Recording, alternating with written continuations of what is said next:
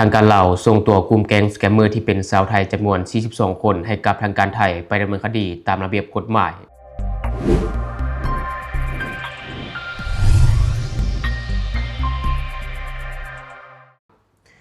สวัสดีท่านผู้ชมยินดีต้อนรับเข้าสู่รายการ Talk the New และเข้าที่ทางรายการอยากจะนำเสนอในวันนี้ก็คือทางการลาวได้ส่งตัวกลุ่มแก๊งสแกมเมอร์ที่เป็นชาวไทยจำนวน 42 คนมอบให้กับทางการไทยเพื่อไปดำเนินคดีตามระเบียบกฎหมายอยู่ที่ประเทศไทยอิงตามการรายงานข่าวล่าสุดของแฟนเพจความสงบซึ่งเป็นเพจของเจ้าหน้าที่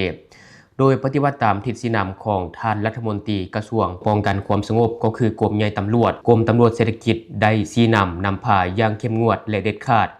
ในการสุ่มสายสกัดกั้นต้านและแก้ไขปัญหาอาชญากรรมทางโทรคมหรือว่าอาชญากรรมทางระบบคอมพิวเตอร์ก็คือการปราบปรามพวกขบวนการกลุ่มแก๊งสแกมเมอร์และพวกขบวนการลินการพนันออนไลน์ที่ต้องห้ามเพื่อนำเอาผู้กระทำผิดมาดำเนินคดีตามขั้นตอนของกฎหมายในวันที่ 10 กรกฎาคม 2026 ที่ด้านสากลความมิตรภาพลาวไทยแห่งที่ 1 นครหลวงเวียงจันทน์หนองคายกรมตำรวจเศรษฐกิจกรมใหญ่ตำรวจกระทรวงป้องกันความสงบได้ส่งมอบกลุ่มแก๊งให้บริการตอบแชทเว็บพนันออนไลน์ที่ต้องห้ามสัญชาติไทยจำนวน 42 คนยิง 32 คนให้กับทางการไทยไปดำเนินคดีในโอกาสนี้ทั้งสองฝ่ายก็ได้มีการเซ็นบทบันทึกมอบรับตัวผู้ต้องหาจำนวนดังกล่าวเซ็นมอบฝ่ายลาวแม่นท่านพันโทคำไพฑูรย์รอวันเงียนรองหัวหน้ากรมตำรวจเศรษฐกิจกรมใหญ่ตำรวจกระทรวงป้องกันความสงบและเซ็นรับฝ่ายไทยแม่นท่านพันโททิยพัฒน์ลุงศรีภูมินกุลรองผู้บังคับการกวดคนเข้าเมืองออกเมือง4ประเทศไทยซึ่งมีคณะรับผิดชอบทั้ง2ฝ่ายเข้าร่วมเป็นสักขีพยานเนาะกลุ่มแก๊งดังกล่าวนี่ถูกกักตัวในวันที่ 7 กรกฎาคม 2026 ที่ผ่านมาโดยกรมตำรวจเศรษฐกิจกรมใหญ่ตำรวจกระทรวงป้องกันความสงบได้ประสานสมทบกับอำนาจการปกครองบ้านและภาคส่วนที่เกี่ยวข้องเข้ากดค้นบ่อนพักเสาแห่งหนึ่งอยู่บ้านท่านาเมืองหัดไซฟองนครหลวงเวียงจันทน์พบคนไทยจำนวน 42 คนยิง 32 คนและพบเห็นอุปกรณ์ที่นำใช้เข้าในการเคลื่อนไหวกระทำความผิดมีจอคอมพิวเตอร์ตั้งโต๊ะจำนวน22เครื่องจอคอมพิวเตอร์จำนวน6จอแล้วก็มีโทรศัพท์มือถือจำนวน104หน่วยและเครื่องอื่นๆอีกจำนวนหนึ่งการกระทำของผู้เกี่ยวแม่นผิดต่อระเบียบกฎหมายของสปป.ลาวเป็นต้นแม่นประมวลกฎหมายอาญามาตรา141ในฐานะการเล่นการพนันออนไลน์ที่ต้องห้ามในโอกาสนี้ท่านผู้ชมก็ยังขอฝากเตือนมายังทุกๆคนในทั่วสังคม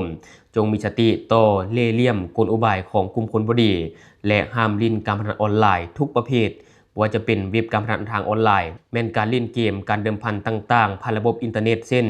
หวยคาสิโนบาคาร่าสล็อตการพนันเตะบานและก็การพนันอื่นๆซึ่งมีผลกระทบต่อความสงบความเป็นระเบียบเรียบร้อยความปลอดภัยของสังคมและนี่ก็จะเป็นการส่งตัวกลุ่มแก๊งสแกมเมอร์ชาวไทยเนาะที่ว่าให้บริการตอบแชทเว็บพนันออนไลน์ที่ถูกกักตัวไปในวันที่ 7 กรกฎาคม 2026 ที่ผ่านมานี้อันนี้ถือว่าเป็นอีกหนึ่งผลงานของเจ้าหน้าที่สปป.ลาวและในตอนนี้ก็ถือว่ามีออกมาอย่างดุเดือดท่านผู้ชมในการปราบปรามกลุ่มแก๊งสแกมเมอร์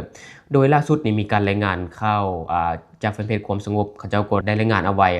ที่ว่าปกส.แขวงจำปาสักได้บุกมากลุ่มแก๊งสแกมเมอร์กักตัวชาวต่างชาติได้80คนโดยห้องข่าวปกส.แขวงจำปาสักรายงานว่าอิงตามการรายงานของเจ้าหน้าที่วิสาเฉพาะแผนกตำรวจคุ้มครองคนต่างประเทศห้องสันติบาลปกส.แขวงจำปาสักให้ฮู้ว่าในเวลา 10 โมงของวันที่ 8 กรกฎาคม 2026 เจ้าหน้าที่วิสาเฉพาะแผนกตำรวจคุ้มครองคนต่างประเทศห้องสันติบาลปกส.แขวงจำปาสักได้รับการรายงานจากพลเมืองดีว่าอาจมีการก่ออาชญากรรมผ่านระบบคอมพิวเตอร์อยู่เขตบ้านห้วยพื้นเมืองบ้านแจงเจริญสุขแขวงจำปาสักจากนั้นจึงได้ขอทิศชี้นำจากผู้บัญชาพร้อมกำลังพลวิสาเฉพาะสมทบกับกองบัญชาการปกส.เมืองบ้านแจงเจริญสุขตาแซงหนองไส่และอำนาจการปกครองบ้านห้วยพื้นเมืองบ้านแจงเจริญสุขได้เข้ากวดกาเป้าหมายสงสัยอยู่โรงงานปรุงแต่งไม้บัวละพันตั้งอยู่บ้านห้วยพื้นเมืองบ้านแจงเจริญสุขผ่านการกวดกาสามารถควบคุมตัวผู้ต้องสงสัยที่เป็นชาวต่างประเทศได้80คนในนี้มีสัญชาติอูกันดา61คนยิง20คนมีเคนยา12คนยิง8คนมาเลเซีย6คนและสัญชาติแคมเมรูน1คนพร้อมเครื่องของกลางคอมพิวเตอร์ตั้งโต๊ะ80หน่วยโน้ตบุ๊ก3หน่วยโทรศัพท์มือถือ61หน่วยและก็มีเครื่องรับใช้อื่นๆอีกจำนวนหนึ่งปัจจุบันนี้คดีดังกล่าวยังอยู่ในขั้นตอนของการสืบสวนสอบสวนของเจ้าหน้าที่วิสาเฉพาะ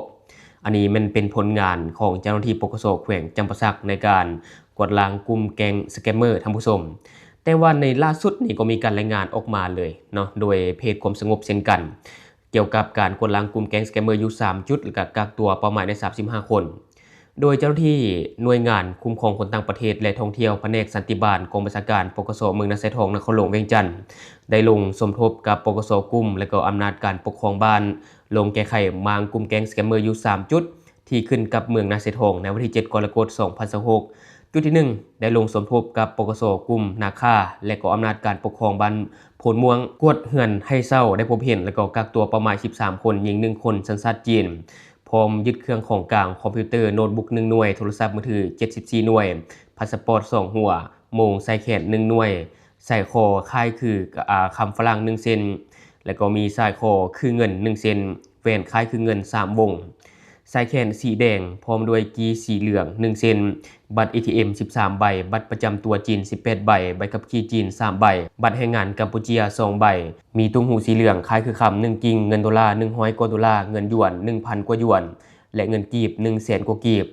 จุดที่2ได้สมทบกับปกสกลุ่มนาสายและก็อำนาจการปกครองบ้านหนองยาวลงกฎการเฮือนให้เศร้าอยู่บ้านหนองยาวได้พบเห็นและก็กักตัวประมาณได้8คนซึ่งเป็นคนสัญชาติจีนพร้อมเครื่องของกลางมีโทรศัพท์มือถือ24หน่วยคอมพิวเตอร์ตั้งโต๊ะ1ชุด iPad 1หน่วย